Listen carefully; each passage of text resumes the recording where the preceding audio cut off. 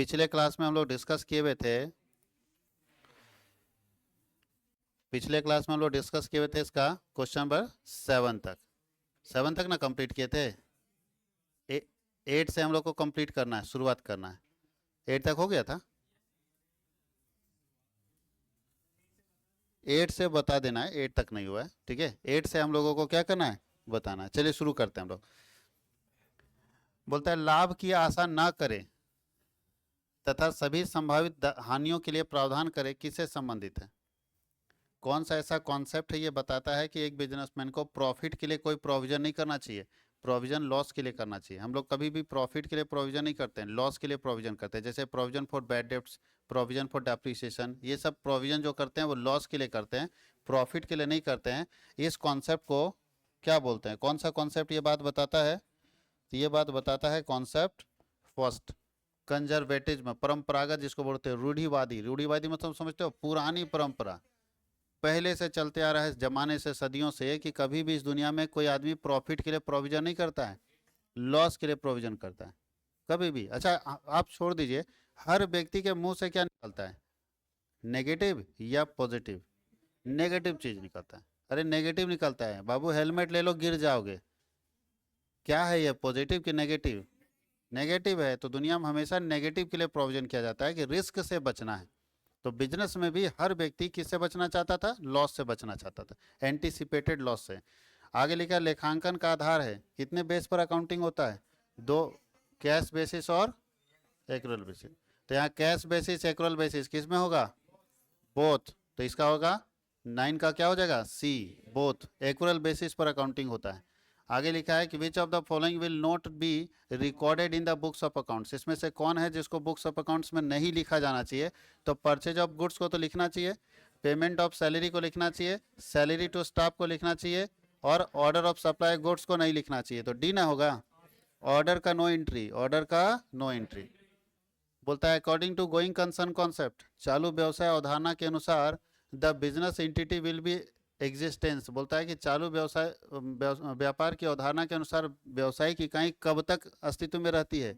अनिश्चित काल तक, अनलिमिटेड पीरियड तक। गोइंग कंसर्न कॉन्सेप्ट क्या बोलता है कि कोई भी बिजनेस अनंत समय तक चलता रहे, अनंत कालों तक चलता रहे, ऐसे कॉन्सेप्ट को। तो इंडेफिनिट पीरियड, इसका 11 का क्या होगा? ए होगा। 12 बोलता है कि under the cash basis of accounting, जब हम कैश बेसिस ऑफ अकाउंटिंग करते हैं तो खर्चे को कब लिखते हैं? जब खर्चा पे कर देते हैं या ड्यू रहता है? On payment, on expenses being due, both और नॉन ऑफ दीज। तो याद रखना क्या लिखते हैं, कैश बेसिस में चाहे पैसा आए या जाए, जब आएगा तो लिखेंगे, जाएगा तो लिखेंगे। कहीं कोई दिक्कत है? तो ऑन पेमेंट पर हम लोग लिखते हैं कैश बेसिस में। अब यहाँ देखो क्वेश्चन पूछ दिया कि खर्चे को कब लिखते हैं? भाई किसी को भी जब कैश बेसिस हम करेंगे तो पैसा आएगा तो ही लिखेंगे, और पैसा जाएगा तो ही लिखेंगे। जब नहीं आएगा तो नहीं लिखेंगे, नहीं जाएगा तो नहीं लिखेंगे। आएगा तो लिखना है, जाएगा तो लिखना है। Accounting standards are mandatory for, कौन सा ऐसा बिजनेस है जिसके लिए अकाउंटिंग स्टैंडर्ड कंपलसरी है? कंपनी के लिए कंपलसरी है। किसके लिए कंपलसरी है? कंपनी के लिए, उसको लगाना ही पड़ेगा। बाकी सोल ट्रेड, पार्टनरशिप, ये सब के लिए अकाउंटिंग स्टैंडर्ड सरकार फोर्स नहीं करती है। आगे बोलता है under the accrual basis, accrual basis of accounting expenses are recorded. Accrual basis अगर है तो उसमें एक्सपेंसेस कब रिकॉर्ड करेंगे? जब पेड करेंगे तब, जब ड्यू होगा तब, या दोनों केस में? दोनों केस में, ड्यू होगा तो भी लिखेंगे और पेड करेंगे तो भी लिखेंगे। तो यहाँ पे क्या होगा? Both A and B, both A and B. कहीं कोई दिक्कत है? टिक मारने की जरूरत नहीं ना है, समझ रहे ना? सी। आगे बोलता है अकाउंटिंग फॉर फिक्स एसेट या प्रॉपर्टी या प्लांट कौन से अकाउंटिंग स्टैंडर्ड के अंदर आता है? Accounting for fix asset, property और प्लांट किस अकाउंटिंग स्टैंडर्ड के अंदर आता है? तो अकाउंटिंग स्टैंडर्ड 10 के अंदर। इसमें क्या लिखा है अकाउंटिंग स्टैंडर्ड 10 में? अकाउंटिंग स्टैंडर्ड 10 क्या बोलता है? अकाउंटिंग स्टैंडर्ड 10 में लिखा है अकाउंटिंग फॉर फिक्स एसेट। क्या लिखा है? यहाँ तो लिखा हुआ है जी, अकाउंटिंग फॉर। तो भैया इस दुनिया में जितने फिक्स एसेट है उसका अकाउंटिंग के बारे में पूछेगा तो कौन से एएस में आता है? एएस 10 में। प्लांट हो, मशीनरी हो, बिल्डिंग हो, कंप्यूटर हो, सारे एएस किस में आता है? 10 में आता है। GST, GST stands for government and state tax, Gujarat state tax, goods और सर्विस टैक्स। क्या होता है? ये तो सब जानते हो, जीएसटी का फुल फॉर्म होता है गुड्स और सर्विस टैक्स। यानी 16 का क्या होगा? सी। जीएसटी का पूर्ण रूप क्या हो? तो हो गया, ठीक है। अरे फिर 2 बार पूछ दिया जी। अलग अलग कैसे? GST stands for, sir GST का फुल फॉर्म क्या हुआ? एक ही बात ना है। जीएसटी का फुल फॉर्म जीएसटी स्टैंड्स एक ही बात ना हुआ। तो इसका तो गुड्स एंड सर्विस टैक्स हो गया complete. According to cost concept, लागत अवधारणा क्या बताता है? अभी बताए थे, लागत अवधारणा ये बताता है कि किसी भी संपत्ति को हम किस पर दिखाएंगे? कोस्ट पर दिखाएंगे। देखो कहीं होगा ऑप्शन में लिखा हुआ है, संपत्ति प्राप्त करने के लिए भुगतान किए गए मूल्य पर दर्ज किया जाएगा। खरीद के समय बाजार, इंग्लिश पढ़ो पहले। Assets are recorded at the lower of cost price और मार्केट प्राइस, नहीं, ये क्लोजिंग स्टॉक के साथ होता है कि मार्केट प्राइस और book value whichever is less, ऐसे एसेट के साथ नहीं होता है। चल दूसरा पढ़ते हैं। Assets are recorded by estimating the market value at the time of purchase, नहीं, assets are recorded at the price paid to acquire it. हाँ, जितने में हम उसको खरीदे हैं उसके बदले में जो पे किए हैं वही ना मेरा लागत होगा, और हम लागत पर ही अपने संपत्ति को क्या करेंगे? दिखाएंगे। तो इसका ऑप्शन कौन सा सही होगा बालक लोग? इसका ऑप्शन सी सही होगा, है ना? कौन सा सही होगा? सी। भारत में जीएसटी क्या है? दोहरा मॉडल है, डुअल मॉडल है? मतलब किसके डुअल मॉडल को फॉलो करता है भारत का जीएसटी? तो ये तो बड़ा अजीब टाइप का क्वेश्चन। भारत का जीएसटी जो है ना, वो किसके मॉडल को फॉलो करता है? तो कनाडा के डुअल मॉडल को फॉलो है। डुअल मॉडल का मतलब क्या है ना, यहाँ पे दो बार आपसे जीएसटी चार्ज किया जा रहा है। एक सी जीएसटी है और दूसरा कौन है? S GST. दो बार चार्ज किया जा रहा है, एक सेंट्रल गवर्नमेंट का, एक स्टेट गवर्नमेंट का। जबकि अमेरिका में, अगर अमेरिका की बात करें तो अमेरिका में एक ही जीएसटी मॉडल एक ही बार लगता है, दो नहीं लगता है। और कनाडा में दो लगता था, वहाँ पे कनाडा में दो। तो जो जीएसटी का डुअल मॉडल आया है कि दो बार जीएसटी चार्ज करेंगे, वो कहाँ से उठाया गया है? कनाडा के मॉडल से उठाया गया है ना। हराज का लेखांकन संपत्तियों और संयंत्रों और उपकरण पर किस अकाउंटिंग स्टैंडर्ड के अंदर आता है? अकाउंटिंग स्टैंडर्ड कौन सा? 6। AS 6 में अकाउंटिंग फॉर डेप्रिसिएशन है ना। अकाउंटिंग फॉर डेप्रिसिएशन क्या है? AS 6। पहले पुराना इसका अलग था, पुराना वाला अलग था, नया वाला में इसको अकाउंटिंग स्टैंडर्ड 6 में लिखा गया है। अगर पुराना बुक देखेंगे तो उसमें दूसरा आएगा। जीएसटी कब से लागू हुआ है? 1 जुलाई 2017 से। 1 जुलाई 2017 से लागू हुआ है ना। उसके बाद बोलता है इनकम रिकॉग्नाइजेशन कौन से अकाउंटिंग स्टैंडर्ड में आता है? ये तो थोड़ा बड़ा अजीब अजीब दिया हुआ है। इनकम रिकॉग्नाइजेशन जो है अकाउंटिंग स्टैंडर्ड किस में आता है? AS 9 में आता है। किस में आता है? AS 9 में। टोटल 32 है, उसमें से कितना हटा दिया है? 3 हटा दिया है, तभी कितना है? 29। और सबका नाम आपके बुक में दिया हुआ है, लेकिन ये सब नहीं पूछना चाहिए, पूछना चाहिए स्टार्टिंग वाला ही। तो इसलिए चलो लिख दिया, कोई बात नहीं। जीएसटी वस्तु और सेवा की कर की खपत पर आधारित है, यानी GST is a consumption of goods and services. बताइए, गुड्स एंड सर्विसेज के किस पर आधारित है? डेवलपमेंट पर, डेस्टिनेशन पर, डेस्टिनी पर और ड्यूरेशन पर। किस पर आधारित है? डेस्टिनेशन बेस्ड है। किस पर आधारित है? डेस्टिनेशन। वैल्यूएशन ऑफ इन्वेंट्री कौन से अकाउंटिंग स्टैंडर्ड में आता है? अभी बताए थे AS 2 में अकाउंटिंग स्टैंडर्ड 2 है, AS 2। कैश फ्लो स्टेटमेंट कौन से अकाउंटिंग स्टैंडर्ड में आता है? AS 3। कैश फ्लो स्टेटमेंट कौन से अकाउंटिंग स्टैंडर्ड में आता है? AS 3 में आता है। कहाँ है 3? है, AS 3 में आता है। भारत में institute of chartered accountants of India board का गठन कब हुआ? बोर्ड का गठन ICI कब स्थापित हुआ? ये नहीं पूछ रहा है, इसका बोर्ड का गठन कब हुआ है? इसका बोर्ड का गठन हुआ है अप्रैल 1977 में। किसके आधार पर हुआ था? तो दुनिया में अकाउंटिंग स्टैंडर्ड पहले से चल रहा था, अकाउंटिंग स्टैंडर्ड बोर्ड, उसके आधार पर भारत में भी उस जैसा ही अकाउंटिंग स्टैंडर्ड सिस्टम डेवलप किया गया था। अंतर्राष्ट्रीय मानक परिषद की स्थापना कब हुई थी? IFRS जिसको हम लोग बोलते हैं। अंतर्राष्ट्रीय मानक परिषद की स्थापना, थोड़ा धुंधला क्या है? ओह। अंतर्राष्ट्रीय मानक परिषद की स्थापना कब की गई थी? ये बताइए, अंतर्राष्ट्रीय मानक परिषद की स्थापना कब की गई है? तो 2001 में की गई है। निम्न में लेखांकन मानकों का उद्देश्य क्या है? लेखांकन मानक क्यों बनाए गए? तो चलिए, पहला, अंकेक्षक के कार्य में सहायता करने के लिए, सही है। वित्तीय संघर्षों को सरल बनाने के लिए, ठीक है। खातों की विश्वसनीयता तुलनीय बनाने के लिए, तो इसका क्या होगा? All of these. तीनों के लिए अकाउंटिंग स्टैंडर्ड बनाए। समझे क्या क्या लिखा है? जो भी बुक्स ऑफ अकाउंट्स लिखा जाता है उसको ऑडिट करने के लिए, ऑडिट करने के लिए सिस्टम चाहिए ना। ऑडिटर कैसे चेक करेगा कि आप सही बनाए गलत बनाए? जो भी फाइनेंशियल प्रॉब्लम्स हैं उसको ठीक करने के लिए, और जो भी बुक्स ऑफ अकाउंट्स बन रहे हैं उसका रिलायबल बनाने के, रिलायबल मतलब विश्वसनीय बनाने के लिए, उसको लोग विश्वास करें, इसके लिए एक स्टैंडर्ड बनाया गया है। तो ऑल ऑफ दीज हो जाएगा। आगे लिखा है कि under the companies act all company are required to maintain their accounts according to. कंपनी में कौन सा सिस्टम फॉलो करेगा कोई भी कंपनी? Cash basis, accrual basis, either cash और आइदर एक्रूरल और नन ऑफ दीज। बताइए कोई भी कंपनी किस बेसिस को फॉलो करेगी? दोनों। कैश बेसिस कंपनी फॉलो करता है बाबू लोग। कौन सा बेसिस फॉलो करेगा? एक्रूरल बेसिस फॉलो करेगा। कौन सा बेसिस फॉलो करेगा? एक्रूरल। जितने बड़े बिजनेस हैं एक्रूरल बेसिस फॉलो करेगा, ठीक है। कैश बेसिस फॉलो करने वाले हैं गवर्नमेंट, सरकार, हम लोग के जैसा ट्यूशन सेंटर, कॉलेज, ये सब कैश बेसिस, जहाँ पे पैसा आएगा तभी। जैसे सिनेमा हॉल उधार चलता है वहाँ, लेकिन बिजनेस में तो उधार चलेगा ना भैया। तो जहाँ जहाँ उधार चलेगा वहाँ कौन सा बेसिस है? एक्रूरल बेसिस। और जहाँ उधार नहीं चलता वहाँ पे क्या है? Cash basis. कहीं कोई दिक्कत है? इसको रिपीट करना है जाके दोबारा, तीसरी बार, 2 बार, 3 बार देखिएगा तब समझ में आएगा। Adopting of accounting standard are mandatory for.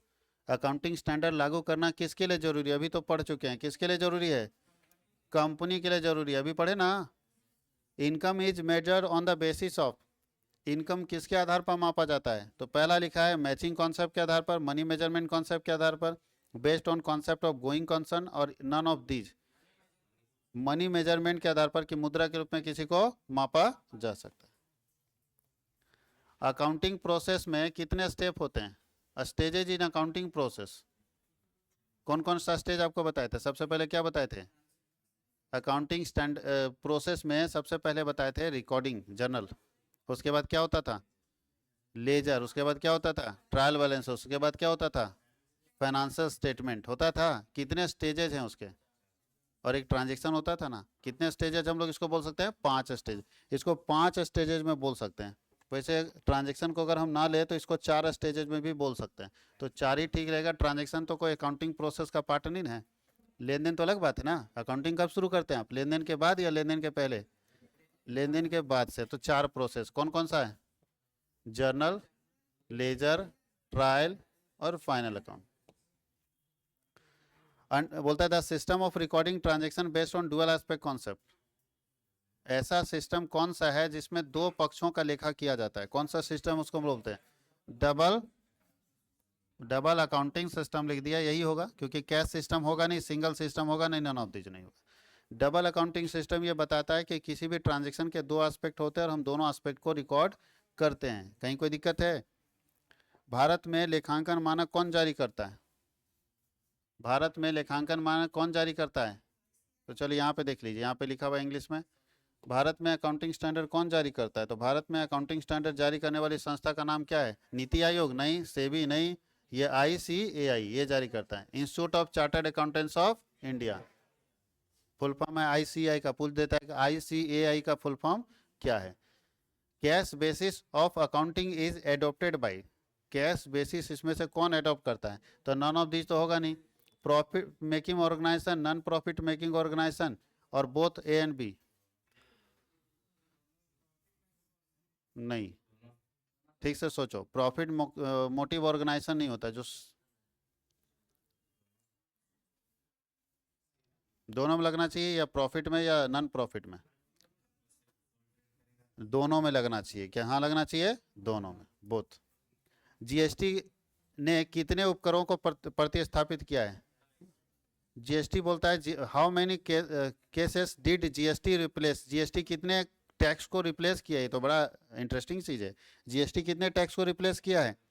इसका B है 23 टैक्स। मतलब देश में 23 टैक्सेस को खत्म कर दिया। छोटे और बड़े 23 टैक्स लगते थे पहले, उसको खत्म करके उस जगह पे अकेला कौन पहुंच गया है? GST। ये तो हम लोग भी नहीं जानते थे, बड़ा यूनिक चीज़ दे दिया। हम लोग तो 10, 15, 20 टैक्सेस का नाम जानते हैं। 23 टैक्स टोटल खत्म किया, छोटे और बड़े मिला के। मतलब छोटा नगर निगम का जो टैक्स होता है ना, उसमें भी बहुत सारे टैक्सेस को खत्म करके कहा क्या बना दिया? GST बना दिया। एक इंटरेस्टेड चीज़ है, याद रखिएगा कि 23 छोटे और बड़े टैक्सेस को, अब इसको अगर देखना है कि कौन कौन टैक्स खत्म किया तो गूगल अपने पास से जाके पढ़ लेना। टोटल 23 टैक्सेस को खत्म करके और क्या बना है? GST बना है। Accounting principle generally based on. Accounting principle किसके आधार पर बेस्ड होता है? सब्जेक्टिविटी, प्रैक्टिबिलिटी, कन्वीनियंस इन रिकॉर्डिंग और इमेजिनेशन। तो इमेजिनेशन तो ऐसे भी नहीं होगा। अकाउंटिंग प्रिंसिपल इमेजिनेशन पर बेस्ड होता है। किस पर बेस्ड होना चाहिए? किस पर बेस्ड होना चाहिए? प्रैक्टिबिलिटी। किस पर बेस्ड होना चाहिए? प्रैक्टिबिलिटी, व्यवहारिकता पर। भैया जो आज के समय में लागू है वही ना प्रिंसिपल बनता है। प्रिंसिपल कौन होता है? जो अप्लाई होता है, लागू होता है। Provision for discount is made due to the concept of. Provision for discount किस कॉन्सेप्ट के कारण देते हैं? अभी पढ़ चुके हैं सबसे ऊपर में कि हम हानियों के लिए जो प्रावधान करते हैं कौन से कॉन्सेप्ट के आधार पर करते हैं? कंजर्वेटिज्म कॉन्सेप्ट के आधार। किसके आधार कॉन्सेप्ट के आधार पर करते हैं? रूढ़िवादिता के अवधारणा के हिसाब से। जितने लॉस के लिए प्रोविजन करते हैं सब रूढ़िवादिता अवधारणा के कारण करते हैं। अच्छा, अस्थायी संपत्ति हमेशा मूल्यांकित की जाती है। फिक्स एसेट को किस पर वैल्यू किया जाता है? तो कॉस्ट प्राइस पर। किस पर वैल्यू किया जाता है? कॉस्ट प्राइस पर, जिसको बुक वैल्यू भी बोलते हैं, पुस्तक मूल्य। देखिए है, फिक्स प्राइस को किस पर, फिक्स एसेट को किस पर वैल्यू किया जाता है? कॉस्ट प्राइस पर, लागत मूल्य पर वैल्यू किया जाता है, जो भी हो। बोलता है institute of chartered accountants of India द्वारा जारी किए गए लेखांकन मानक कितने हैं? देखो यहाँ ठीक से समझना, चकमा दे रहा है। Institute of chartered accountants of India द्वारा निर्गत और लागू किए गए लेखांकन मानक की संख्या कितनी है? जारी तो किया है 32, लेकिन लागू कितना किया है? और पूछ देता है जारी किया हुआ कितना, तो 32। बात समझ गए? तो ये चीज ध्यान रखना। इसको देखते कितना, इसका 32 ही दे दिया है आंसर में। इसका क्या दे दिया? 32, लेकिन आप क्या मारेंगे? 29। क्यों? 29 अभी लागू है। बात समझ गए? प्रेजेंट में तो नंबर कैसे नहीं मिलेगा जी? ऐसा थोड़ी कि ये सब सही बनाया है, ये जो जारी किया है सब सही है, इसमें गलत काट दें, कितना आंसर मिस्टेक होगा?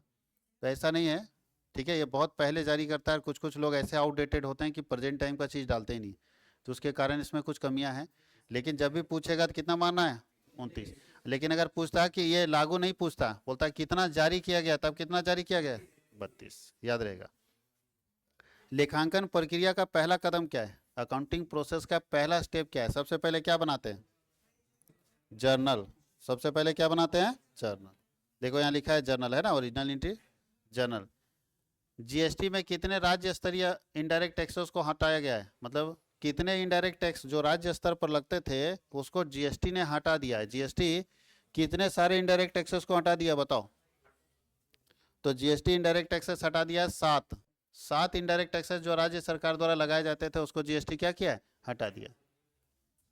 जीएसटी के कितने प्रमुख तत्व हैं? बोलता है how many main elements of GST. GST के कितने एलिमेंट्स हैं? 5। कौन कौन से?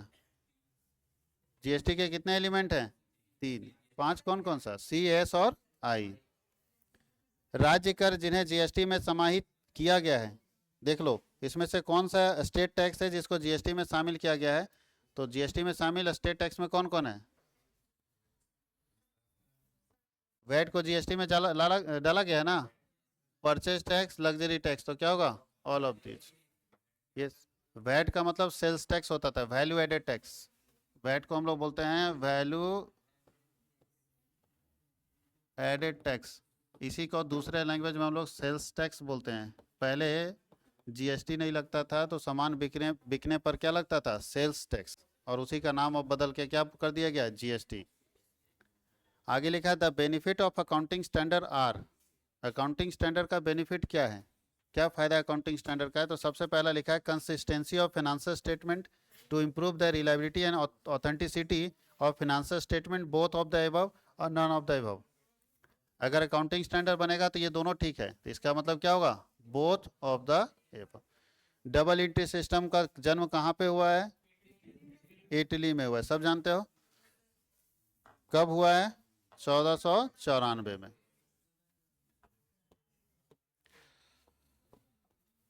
आगे लिखा है the importance of accounting concept.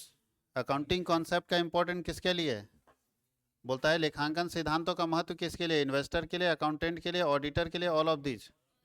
All of these के लिए सबको फायदा होगा। AS 16 क्या बोलता है? अकाउंटिंग स्टैंडर्ड 16 क्या बोलता है? अकाउंटिंग स्टैंडर्ड 16 किसके लिए है? तो अकाउंटिंग स्टैंडर्ड 16 है बोरोइंग कॉस्ट के लिए। किसके लिए है? Borrowing cost. बोरोइंग कॉस्ट से रिलेटेड है, तो पूरा अकाउंटिंग स्टैंडर्ड पढ़ना पड़ेगा इसके लिए। पूरा अकाउंटिंग स्टैंडर्ड पढ़िएगा तो आइडिया लग जाएगा कि किसके लिए है। अब नीचे एक और है, income is measured on the basis of. Income किसके आधार पर मेजर्ड करना चाहिए? Income is measured on the basis of, किसके आधार पर मेजर करना चाहिए ना? फुल डिस्क्लोजर में इनकम क्यों मेजर करेंगे? फुल डिस्क्लोजर मतलब है सब कुछ दिखाना है। Income is measured on the basis of matching concept के आधार पर। मैचिंग कॉन्सेप्ट के आधार पर जीएसटी ने कितने केंद्रीय अप्रत्यक्ष करों को प्रतिस्थापित किया है? मतलब जीएसटी कितना कितना ऐसा टैक्स था जो सेंट्रल गवर्नमेंट का था जिसको रिप्लेस कर दिया है? तो जीएसटी सेंट्रल गवर्नमेंट का कितना टैक्स रिप्लेस किया है? 8 टैक्स को। सेंट्रल गवर्नमेंट के कितने टैक्सेस को रिप्लेस किया है? 8 टैक्सेस को रिप्लेस किया है। कोहलर ने कितने प्रकार की एकरूपता का वर्णन किया? कोहलर जो विद्वान है कितने प्रकार की एकरूपता कंसिस्टेंसी का वर्णन किया है? तो कोहलर का है कंसिस्टेंसी, 3 तरह की कंसिस्टेंसी का वर्णन किया है। प्राथमिक गुण जो लेखांकन सूचना को निर्णय लेने में उपयोगी बनाते हैं उसे क्या कहते हैं? The primary qualities that make accounting information useful for decision making are.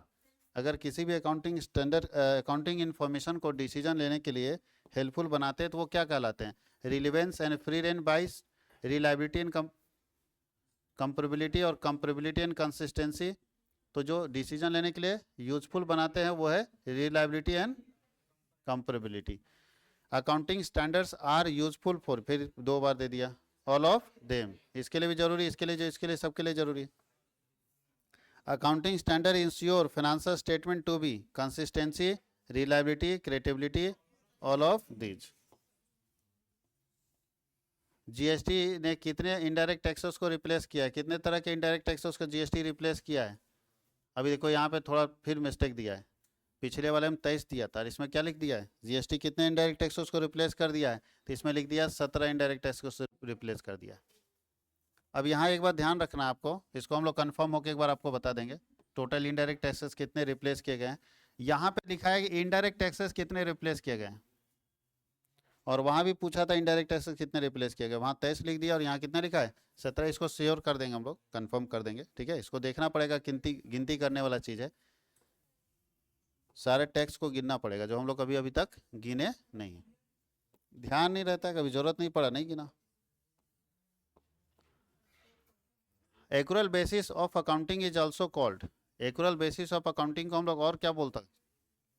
Accrual basis of accounting को क्या बोल सकते हैं? मर्केंटाइल सिस्टम बोल सकते हैं, कैश सिस्टम बोल सकते हैं, या अकाउंटिंग इक्वेशन सिस्टम बोल सकते हैं, क्या बोलते हैं? अकाउंटिंग एक्यूरल बेसिस को हम लोग और क्या किस नाम से जानते हैं? तो एक्यूरल बेसिस को हम लोग किस नाम से और जानते हैं? मर्केंटाइल सिस्टम के नाम से जान। मर्केंटाइल मतलब क्या होता है? क्या? नहीं, मर्केंटाइल जो शब्द यूज हुआ ना, ये बिजनेस को हम लोग मर्केंटाइल बोलते थे, ठीक है। और जो व्यक्ति इसमें काम करता था जिसको आज हम लोग बिजनेसमैन बोलते हैं उसको पहले मर्चेंट बोलते थे। क्या बोलते थे? मर्चेंट। और ये मर्चेंटाइल सिस्टम है जो बिजनेस सिस्टम था। तो पहले बिजनेस को मर्चेंटाइल बोलते थे और जो बिजनेसमैन होता था उसको मर्चेंट बोलते थे। बात समझ गए? आप लोग सुने होंगे मर्चेंट नेवी में भर्ती हुआ है, तो मर्चेंट नेवी का मतलब क्या है बताओ? वो बिजनेसमैन बनेगा? नहीं, वो उस जगह पे काम करेगा जो जहाज कॉमर्शियल पर्पस के लिए काम करती है। जो जहाज फाइटर नहीं है, जो फाइटर जेट के लिए या युद्ध के लिए नहीं लड़ता है, आईएनएस विक्रांत पर उसका तैनाती नहीं होगा कि जो युद्ध कर लड़ने के लिए जाता है। आईएनएस विक्रांत खड़ा रहता है, बस आराम से घूमता रहता है समुद्र में, देखता रहता है, उसको बोलते हैं ना समुद्री सीमा की रक्षा करना उसका काम है। तो वो उसमें भर्ती नहीं हुआ है, वो हुआ है मर्चेंट नेवी का मतलब है वैसे नेवी में गया है, वैसे जगह पे गया है जिस नेवी का काम कॉमर्शियल एक्टिविटी है, जहाँ पे माल आएगा और जाएगा। बताओ, तेल दुनिया से आ रहा है तो उसकी रक्षा करना काम है ना। अभी 2-3 दिन पहले सुने होंगे कि सोमालिया के आसपास में समुद्री लुटेरा जो चढ़ गया जहाज पर, तो उसको कौन बचाएगा? भारत के जहाज पर चढ़ गया, सबको जो है बंदी बना लिया और भारत से अच्छा खासा पैसा मांगा, डिमांड किया कि इतना पैसा दो तो छोड़ेंगे। तो फिर यहाँ से जो मर्चेंट नेवी है वो नेवी का जवान गया और छुड़ाया उसको, क्योंकि कुछ गरीब, इतने गरीब देश हैं कि वहाँ पे डाकू आ जाते हैं, सब बंदूक छिपा के रखेगा, पकड़ाएगा, कोई पकड़ेगा कि मान लो कहीं का नेवी पकड़ लिया, कहाँ इधर घूम रहा है जी तुम लोग नाव लेके, तो बोलता है मछली मार रहे सर, मछली पकड़ रहे। देखने में तो ऐसे भी रहेगा, गरीब आदमी गरीब जैसा दिखता है, मछली जैसा दिखता है, मछली मारने वाला जैसा। और फिर जैसे वो चला गया उसके बाद बंदूक निकालेगा और फायरिंग शुरू कर देगा। और जो मर्चेंट वाले लोग होते हैं, जो बिजनेसमैन वाले नेवी होते हैं, उनके पास ज़्यादा आर्म्स नहीं होता है, उनके पास हथियार नहीं होता, वो फायरिंग नहीं कर सकते हैं। वो कोई माल सामान लेके जा रहे हैं, वो तो सामान है जी किसी के पास, वो लोग थोड़ी बंदूक रखेगा। जैसे यहाँ देख लो, कोई बस चल रहा है तो बस में बंदूक लेके चलेगा? अब कोई भी डकैत चढ़ जाएगा कहीं भी और वो उसको कर लेगा, तो वो स्थिति यहाँ पे। तो मर्चेंटाइल सिस्टम को हम लोग बोलते थे पहले। When was the International Accounting Standard Committee was established? कब अकाउंटिंग स्टैंडर्ड कमेटी बनी थी? तो 29 जून 1973 को बनी थी। कब बनी थी? 29 जून 1973 को। और ये ध्यान देना, इसी के बनने के बाद से दुनिया में अकाउंटिंग शुरू हुआ है। इसी के बनने के बाद से दुनिया में अकाउंटिंग शुरू हुआ। बोलता है कि प्राय generally there is an accounting period. Accounting period कितने महीने का होना चाहिए? 12 महीने का कम से कम होना चाहिए ना। अकाउंटिंग पीरियड कितने महीने का होना चाहिए? 12। तो इसका क्या होगा? डी। इसका क्या होगा? डी। चलिए अब हम लोग पढ़ते हैं, इसमें से कौन है जो अकाउंटिंग का बेस नहीं है? Which of the following is not basis of accounting? तो कैश बेसिस है, एक्रूअल बेसिस है, बोथ एन बी है, तो क्रेडिट बेसिस नहीं होता है। क्रेडिट बेसिस नहीं होता। बोलता है कि the main element of GST, कौन कौन GST? C GST, S GST, I GST, ये ठीक है, यही ना है। लेखांकन सिद्धांतों के विभिन्न नाम क्या है? अकाउंटिंग प्रिंसिपल को और किस किस नाम से हम लोग जानते हैं? तो चलिए देखते हैं अकाउंटिंग प्रिंसिपल को क्या क्या जानते हैं। एजम्पशन, कन्वेंशन, कॉन्सेप्ट, जी all of the. Accounting principle को हम तीनों नाम से जानते हैं। एजम्पशन भी बोलते हैं, कॉन्सेप्ट भी बोलते हैं, कन्वेंशन भी बोलते हैं। Provision is made for discount according to, अभी तो देख चुके हैं। डिस्काउंट के लिए अगर प्रोविजन कर रहे हैं तो उसको कौन सा कॉन्सेप्ट बोलते हैं? कंजर्वेटिज्म कॉन्सेप्ट बोलते हैं, रूढ़िवादिता की अवधारणा।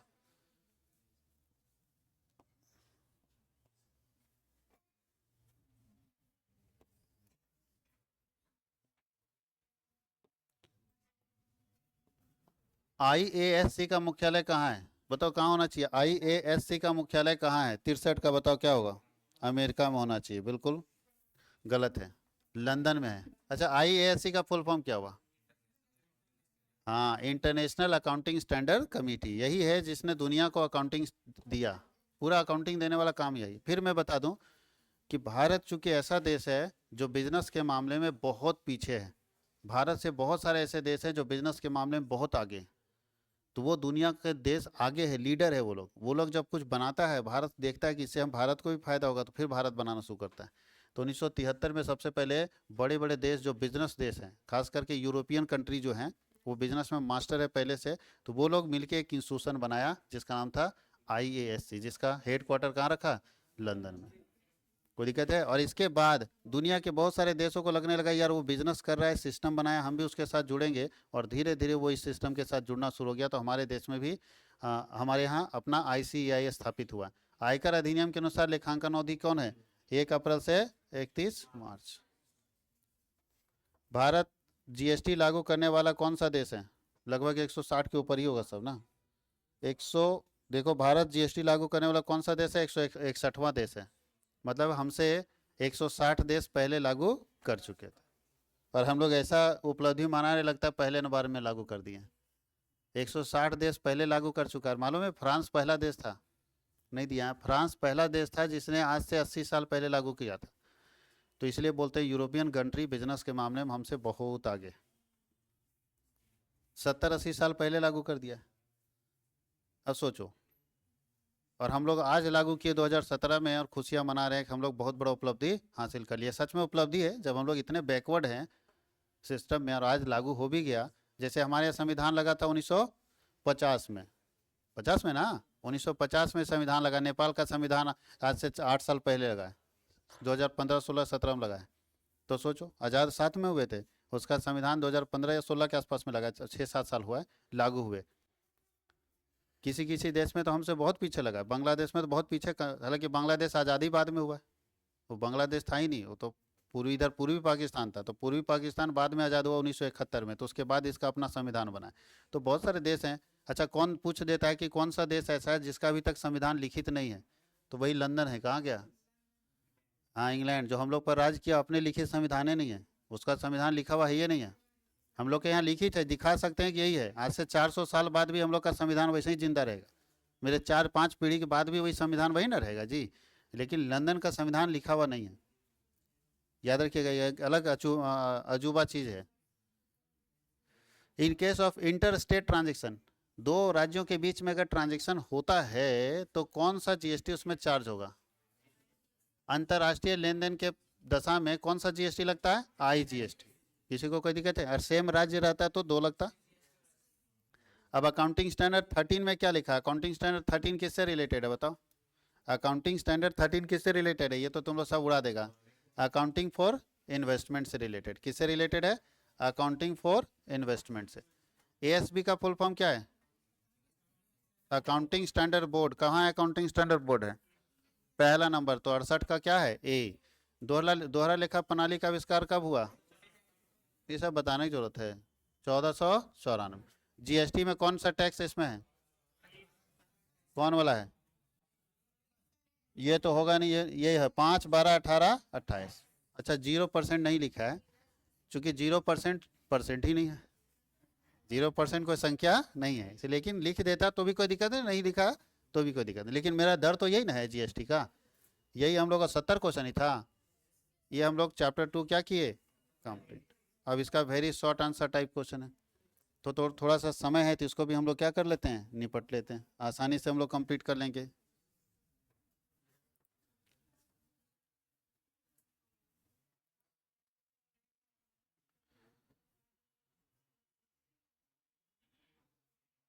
क्योंकि छोटा सा चीज़ के लिए फिर हम लोग क्यों वेट करेंगे, है ना। ज़्यादा क्वेश्चन इसमें नहीं है, फिर भी है यार। हाँ कितना, 17 क्वेश्चन है। अरे आधा से अधिक तो पढ़ा हुआ चीज़ है जी, इतना सारा एमसीक्यू पढ़ लिए तो आधा से अधिक तो पढ़ लिए महाराज। चलो देखो, फटाफट पढ़ते जाते हैं, कुछ करना थोड़ी है इसमें। अरे भाई साफ हो गया साफ।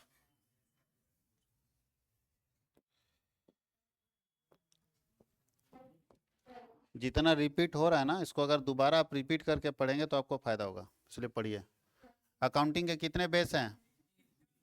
कैश बेस, एक्रुअल बेस और मिक्स बेस में दोनों मिला कर रहता है।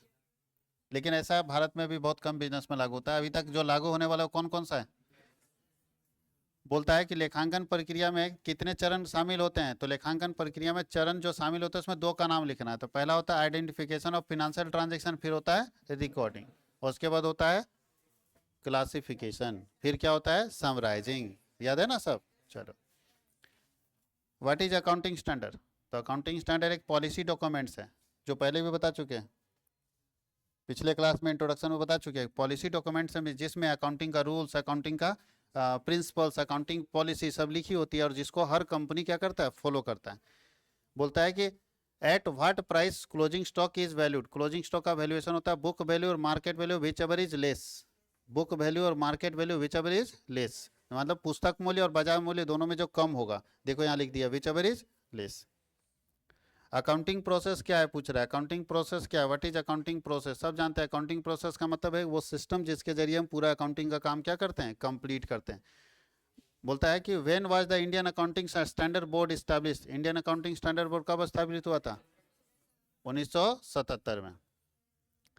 किस अधिनियम के अनुसार वित्तीय विवरणों का को लेखांकन मानकों के अनुसार बनाना अनिवार्य है? कौन सा सेक्शन ये कहता है कि कोई भी कंपनी को अपना books of accounts accounting standard के अनुसार रखना अनिवार्य है? ये कहने वाला है कंपनी एक्ट 2013 का सेक्शन 211। क्योंकि कंपनी को बनाना अनिवार्य है, तो कंपनी अधिनियम 2013 का सेक्शन 211 कहता है कि हर कंपनी को अपना पूरा अकाउंटिंग स्टैंडर्ड के अनुसार बनाना होगा। Under which concept is capital considered as a liability, capital को लाइबिलिटी कैसे मानते हैं, किस अवधारणा के आधार पर मानते हैं? कल बताए थे सेपरेट एंटिटी कॉन्सेप्ट, बताए थे ना कल के क्लास में, separate entity concept. Separate entity concept के अंदर या यूनिट कॉन्सेप्ट के अंदर इकाई अवधारणा के आधार पर हम ये मानते हैं कि जो बिजनेसमैन बिजनेस में पैसा लगाया है वो लाइबिलिटी है। Mention any 2 limitation of accounting principle, तो अकाउंटिंग प्रिंसिपल का पहला गलती, पहला हानि, पहला सीमा ये है कि उसका एरिया लिमिटेड है, और दूसरा यूनिवर्सली एक्सेप्टेड नहीं है, हर जगह पे लोग एक्सेप्ट नहीं कर पाता है। According to which concept cost price और market price whichever is lower, कौन बताता है ये? कौन बताता है ये? कंजर्वेटिज्म कॉन्सेप्ट बोलता है, पुरानी अवधारणा है कि मार्केट प्राइस और बुक वैल्यू दोनों में से जो भी कम होगा उस पर हम अपने क्लोजिंग स्टॉक का वैल्यूएशन करेंगे, ये बताता है परंपरागत अवधारणा। और ये कौन सा अकाउंटिंग स्टैंडर्ड में लिखा है? अकाउंटिंग स्टैंडर्ड 2 में लिखा हुआ है, AS2 वैल्यूएशन ऑफ इन्वेंट्री में। कहीं कोई दिक्कत है? अच्छा लेकिन अभी क्या होना चाहिए, दुनिया के क्या देश, सारे देश यही लगाते हैं क्या? सारे देश में यही लगता है closing stock is valued at cost price और market price whichever is lower, या कुछ नया नियम है बाकी देशों के लिए? बाकी देशों के लिए नया है, कुछ नया देश बोलता है कि विच एवर इज मोर। अब कौन बोलेगा विच एवर इज मोर? तो हमारे यहाँ अकाउंटिंग क्या होता है जानते हो? हमारे यहाँ अकाउंटिंग रखा जाता है हिस्टोरिकल कॉस्ट पर, बहुत कमी है भारत के अकाउंटिंग में, लेकिन इतना बड़ा रिफॉर्म्स करने का हिम्मत किसी में नहीं, कौन छेड़ने जाता है? छेड़ने का मतलब है मुसीबत, जैसे संविधान को कोई छेड़ सकता है? तो बहुत मुश्किल है।